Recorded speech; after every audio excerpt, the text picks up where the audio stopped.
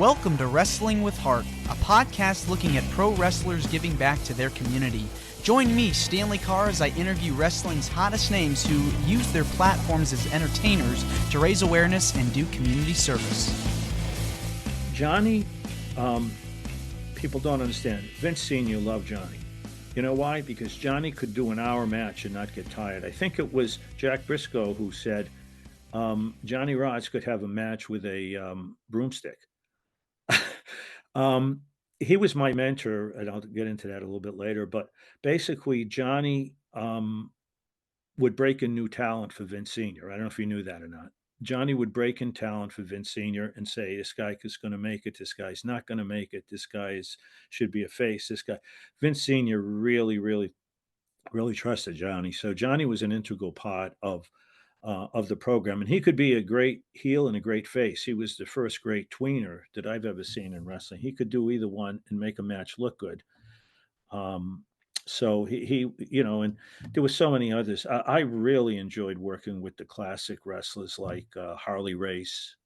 I did a match when Pro Wrestling USA put together. Vince was going into their territory, so the NWA, the AWA came together. I did a match with Nick Bockwinkel against Rick Martel for the belt, for the AWA belt. And what made that match special was in the corner managing Bockwinkel was the first WWF champion, Buddy Rogers. So I had three champions in a ring. Martel had the belt at the time, and I didn't see, they tell me I didn't see Bockwinkel's leg over the rope, and I counted to three. And I was standing in a ring arguing with Buddy Rogers, pointing at each other, yelling at each other because he was upset. And I said to myself, I can't believe that I'm in the ring with the first WWF champion. So there were many guys I worked with, but I always loved working with people. Like I had a chance to do Bruno Sammartino when he made a little bit of a comeback. He replaced a wrestler one night. I was very fortunate. I think I did the third match of the Ultimate Warrior when he came in. So I had a chance to work with a lot of really wonderful wrestlers, but I always loved the great technical workers. One of the best wrestlers that I ever worked with, and underrated sometimes, Bam Bam Bigelow. I had one of his first, if not his first, public appearance. He went to school in New Jersey at the Monster Factory with Pretty Boy Larry Sharp trained him. So Larry Sharp brought his guys over. Johnny Rods brought his guys over, and we're at a high school with 200 people. I walk in the locker room, and here's this big guy sitting there with flames on his head, and he comes over and we talked, and he said, I'm kind of nervous. I never appeared in front of this large a crowd. There were like 200 people in a high school. So I said, well, you'll do fine. And I'm saying to myself, this is going to be one hell of a boring match. He did moves I have never seen men his size do. Okay. So after the match, we went in the locker room and he says, how'd I do? I said, you better not forget me when you become famous. He made everyone he wrestled with look good. He wrestled Lawrence Taylor. Yep. And made Lawrence Taylor look good. Bam Bam was just a phenomenal wrestler and someone I really appreciated. And I know he got in a little bit in bad with Vince and he had some drug problems, but what people don't talk about is he saved two kids from a burning building. I don't know if you knew that. No, I Later in didn't. his life. What And he happened got with that? burns over 30% of his body. I think it was a burning building or it was an auto accident, one of the two, but he got burns over 30-40% of his body. And he was a good guy.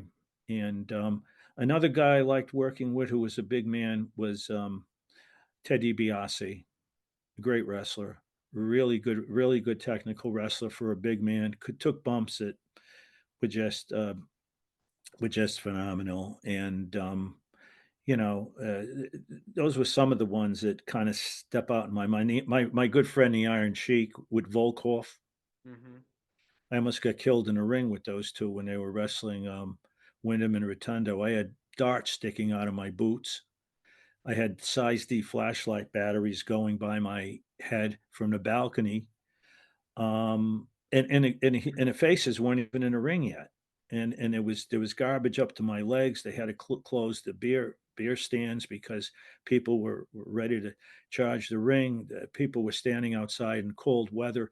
This was the kayfabe era at its height, and people were just going crazy. The match was supposed to be 20 minutes. I told them when they got in the ring, I said, I'm out of here after 5. You can finish without me. I said, I'm not going to die in the middle of a ring. And this was outside? No, but what happened was the county center, and there were so many people that wanted to see this match because the Sheik and Volkov had just lost the title to Wyndham and Rotundo. They had the doors open, and they had to be 100 people standing in the cold Oh, outside man. looking through the open doors of the county center in White Plains, waving American flags. So they talk about heat today. You don't see heat like that. I mean, No. it was unbelievable. And I kept telling the Sheik, will you get the hell on the other side of the ring with that goddamn flag? They're throwing flashlight batteries. I'm getting hit with beer. I said, I smell like a garbage can. I said, get out, get away from me with that damn flag.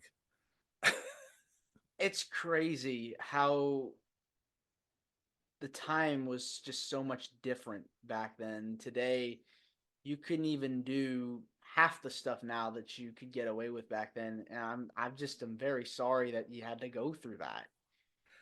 Well, sorry, but exciting because you were part of a passion play. The referee in those days had a much different part than a referee today. He had to add legitimacy to it because 80% of the people thought it was real. So you were adding legitimacy to it. You had to enforce the rules. Today, there's supposed to be if you're outside the ring for the count of 10, it's over. Today they fight for half an hour outside the ring and the ref just stands there. But again, I'm not knocking today. Different time, different circumstances. People found out that it's prescribed. It's so in those days it was kind of like Santa Claus. A lot of people believe in Santa Claus and want to believe in Santa. Well, they wanted to believe what they were looking at was real, especially when they use blood and things of that nature. So there was an excitement um, involved back then that you don't have today, I think. Do you watch the current product at all or keep up with anything modern? Oh, I do. I certainly do. Um, I won't watch it for 3 hours because I like to watch the matches, not necessarily the soap opera part of it. And I'm not knocking the wrestlers of today because people will ask me, compare the wrestlers yesterday. You can't. They're bigger, they're quicker today, like all sports. Okay, and the people love it. But what I see the difference being today, I think a lot of people attend the shows to see these people as rock stars. They just want to see them. The match is almost incidental. Whereas when I worked, the match was the thing. There was very little talk. The managers did the talking. So the match was more important than the talking. And today, I think the talking is as important as the matches, which, again, it's different times, it's different circumstances. They say, who was tougher? Well, I got to tell you, some of the guys I worked with in the old days, I wouldn't want to fight with any of them. Although today you've got tough guys too, and there's certain guys today like Gunther that I think is fantastic because he's a throwback. And there's other people that are good, and of course you've got big names like Roman Reigns, and I was very close to Alpha the Samoan, and all the Samoan family. I worked a lot for Alpha when he had the early promotions. Alpha worked with Johnny a lot, and Alpha said, "I'm starting a promotion up. Would you like to work out? Would you like to work with my guy?" So I did things like I don't know if you watched The Rock on TV, Hmm. but they had a show in a parking lot of a car. That was me on one of those shows. I Really? used to do those shows, and I worked the first matches as Samu, Yokozuna, a lot of the Samoans that were. Oh yeah, and many of them I worked with. I have on video, and it was on the internet. Um, Umaga and who was the other fellow? His tag team partner before they went with the WWE. There was Umaga, and there was another big Samoan who had a real big name. Was it 3 minute warning? Rosie?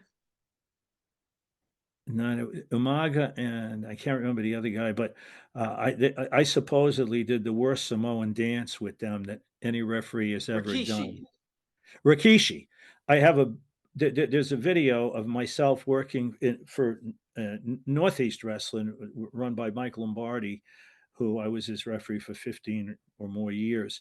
I have a video of Rikishi and Umaga forcing me to dance with them in the ring, and it was claimed to be the worst dance any ref ever did with them.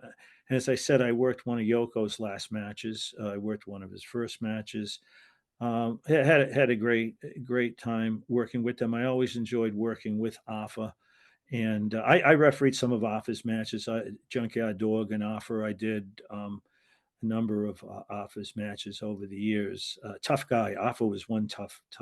Yeah. Believe me, he was the him and Sika were the you did if you're a Samoan, you didn't cross them.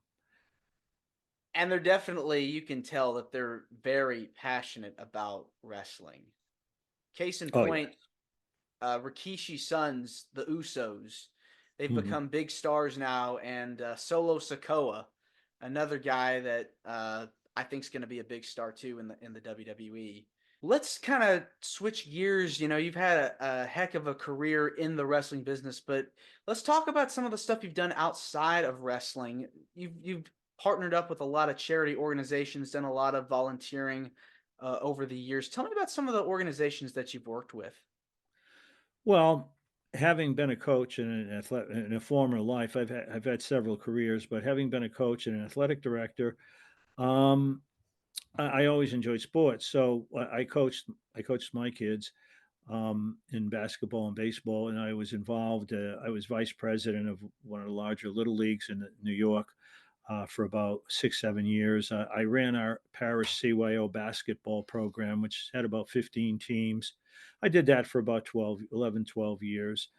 Um, my legitimate job, because as I said, I worked for the state athletic commission. I worked weekends, summers, evenings, but I never wanted to really. I asked Chief Jay Strongbow once, who was one of Vince's assistants and one of the liaison, one of his guys that would run the back room. I said, Chief, I heard you're looking for refs. What do you think? Should I apply? Because I was young at that time. He goes, you got a good job? Yeah. You got a pension? Yeah. You got medical? Yeah. He goes, what are you, nuts? Because back in those days, they weren't making a lot of money. And he said, you get hurt, you're gone. You want to set up the ring? Refs had to set up the ring in those days. So, I never did it legitimately, but my real job was receiver of taxes for one of the largest towns in New York State. I actually collected taxes for Paul Heyman's parents, Arnie Skolin, and Freddie Blassie, all three whom I became very friendly with. So I had a chance when I was receiver of taxes. One of my jobs was to foreclose on properties. Let's say people had let the property go and they had no relatives and they passed away. I would work with Habitat for Humanity to try to get these properties to people who had low income and had children and help them to get their first home. So I was involved with that. I also am involved. I'm not a musician, but I am a musician. I play washboard with kind of a folksy blue. We do some folk, some bluegrass, some early jazz, and besides performing publicly, we also do charity work, going into nursing homes, going into senior centers to try to cheer their life up. So I've been actively involved in community projects, trying to um, and I never charged anybody for an autograph. Not that people would want my autographs, but I could tell you a funny story. One night I was Yeah. outside the Ridgewood Grove Arena, a real old arena out in Queens. And afterwards, I'm standing in the rain. It's raining pretty hard, and there's 20 kids there, and they're asking me for my autograph. So I'm signing, and of course, my ego is glaring. My ego is just really bursting. So I get to the 21st autograph, and I asked the wrong question. I said, why do you want my autograph? I'm not really anybody that important. And they said, yeah, I know. We really didn't want yours, but you're the only free one. So leave it to a kid to bring you back down to earth. You know what I'm saying? But again, now I understand they're getting huge dollars for the autographs. And, I always felt a kid. I was a kid once, and I would hope they would give me an autograph, and some of them did. And, so you got to give back a little bit. And like I said, I think one of the things that comes through in the book is I'm very fortunate I was, and that, don't be afraid if you're a young person to dream or to have dreams or to follow your dreams, because you never know what could come true. I could have given up when they slammed the door in my face 2 or 3 times, but I said, you know what, I'm going to find a way, and I did, and that was another reason for writing the book. Plus, I've tried to make it affordable. It's 14.99. It has about 40 pictures in it. 14.99 and 5.99 for Kindle. And I want it to be affordable to fans. And most importantly, I want it to be a fan-based book. And Slam Wrestling, I don't know if you're familiar with Slam from Hmm. Canada. Yeah. They did a really nice review of the book, and they said it was kind of like written in a way that I was sitting in a bar or a restaurant with somebody talking about it, and not talking down and not trying to be sensational about it, just kind of like trying to share with the fans the wonderful experience I had for 32 years. Yeah, definitely. It's a great read. I got to read a little bit of it um, while getting ready for this interview. Why do you feel passionate about helping out in your community? I think you have to give back. You don't just take.